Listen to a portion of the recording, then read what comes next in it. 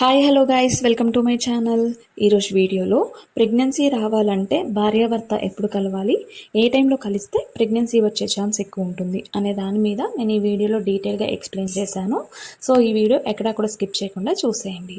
So wife and husband ఎప్పుడు కలవాలంటే మనం ఇక్కడ పీరియడ్ వచ్చిన డే నుంచి కౌంట్ చేసుకోవాలి. పీరియడ్ వచ్చిన 7th డే నుంచి ఎగ్ ఫామ్ అవ్వడం స్టార్ట్ అవుతుంది. సో ఎగ్ ఫామ్ అయి రిలీజ్ అవ్వడానికి ఇంకో 2 days టైం పడుతుంది. అంటే పీరియడ్ వచ్చిన 9th డే నుంచి ఎగ్ ఏ టైంలో అయినా రిలీజ్ అవ్వచ్చు.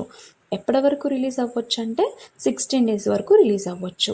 9th డే నుంచి 16 days వరకు ఎగ్ ఏ టైంలో అయినా రిలీజ్ అవ్వచ్చు. కానీ రిలీజ్ అయిన సంగతి మనకి తెలియదు కాబట్టి పీరియడ్ వచ్చిన 9th డే నుంచి వైఫ్ అండ్ హస్బెండ్ కలవాలన్నమాట. సో ఇక్కడ ఇంకొక డౌట్ వస్తుంది, ఆ డేస్లో వైఫ్ అండ్ హస్బెండ్ కలవాలి, ఓకే, బట్ ఏ టైంలో కలవాలి, ఏ టైంలో స్పామ్స్ ఎక్కువగా యాక్టివ్గా ఉంటాయి. సో ఏ టైంలో కలవాలి అంటే మిడ్ నైట్ కానీ ఎర్లీ మార్నింగ్ కానీ కలిస్తే మీకు 95% ప్రెగ్నెన్సీ పాజిటివ్ వచ్చే ఛాన్స్ ఉంటుంది. ఎందుకు అంటే మిడ్ నైట్ కానీ ఎర్లీ మార్నింగ్ కానీ స్పమ్స్ ఎక్కువగా యాక్టివ్గా ఉంటాయి అన్నమాట.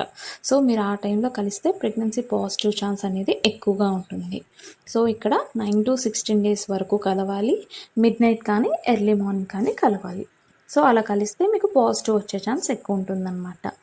సో నేను మీకు ఒక సజెషన్ ఇవ్వాలనుకుంటున్నానండి. అదేంటి అంటే మీరు ఇంటర్ కోర్స్ అయ్యే టైంలో మీకు ఏదైనా ప్రాబ్లం ఉన్నా కానీ మీరు ఫస్ట్ డాక్టర్ దగ్గరికి వెళ్ళి మీకున్న ప్రాబ్లమ్ని ఓపెన్గా చెప్పేయండి. సో అలా చెప్పడం వల్ల మీకు డాక్టర్ సజెషన్ ఇవ్వడం కానీ, లేదు ట్రీట్మెంట్ చేయాలి అంటే ట్రీట్మెంట్ చేయడం కానీ చేస్తారు. అలా చేయడం వల్ల మీకే మంచిది. సో ఐ హోప్ మీ అందరికీ ఈ వీడియో అర్థమైంది అనుకుంటున్నాను. మీకు ఈ వీడియో అర్థమైతే do like, share and subscribe to my channel. Thanks for watching.